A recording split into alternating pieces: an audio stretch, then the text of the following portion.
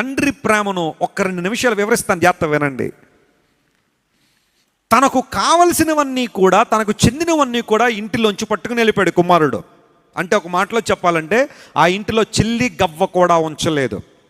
చిల్లి గవ్వ మీద తన పేరుంది అంటే, లేదా తనకి చెందిందంటే అది కూడా మూట కట్టుకుని పట్టుకుపోయాడు కుమారుడు. ఏమి వదల్లా. ఇంకా మళ్ళీ తిరిగి వస్తానన్న అనుభవం లేదు కదా అతనిలో. ఎంజాయ్ చేద్దాం అనుకున్నా కదా, అందును బట్టి ఏది వదలకుండా పట్టుకుపోయాడు మొత్తం. ఇప్పుడు ప్రశ్న అడుగుతాను చూడండి.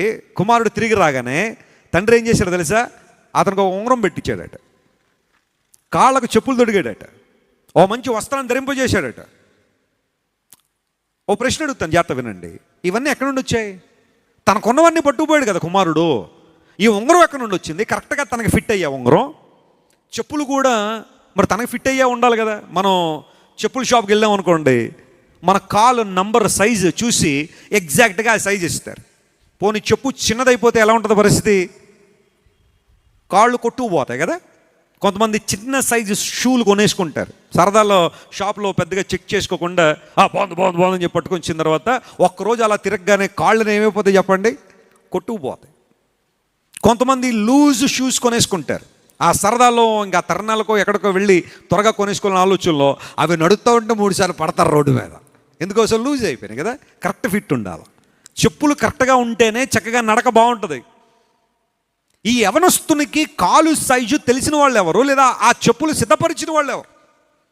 అన్నీ పట్టుకుని వెళ్ళిపోయిన యవనస్తునికి ఉంగరం ఎక్కడి నుండి వచ్చింది? వస్త్రాలు ఎక్కడి నుండి వచ్చాయి? ఆ చెప్పు ఎక్కడి నుండి వచ్చింది? నమ్మండి ప్రియ దేవుని బిడ్డలారా, ఏ రోజైనా నా కుమారుడు తిరిగి వస్తాడేమో. రాగానికి ఆలస్యమేమిలా.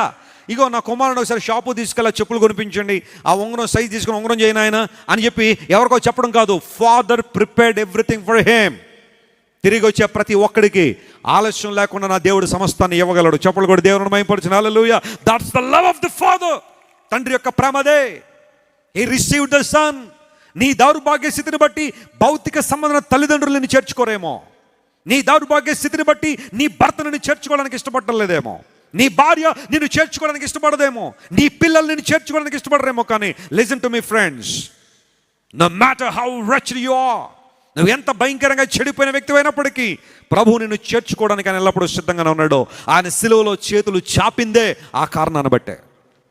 నీ పాపం ఎంత దౌర్భాగ్యమైందని దేవుడు చూడడం లేదు. నువ్వు తిరిగి వస్తే ఎంత కఠినమైన పాపమైనా దేవుడు క్షమించడానికి సిద్ధ మనసు కలిగిన వాడే. He is the receiving father. ఆయనను చేర్చుకునే దేవుడు ఆయన. హల్లెలూయా.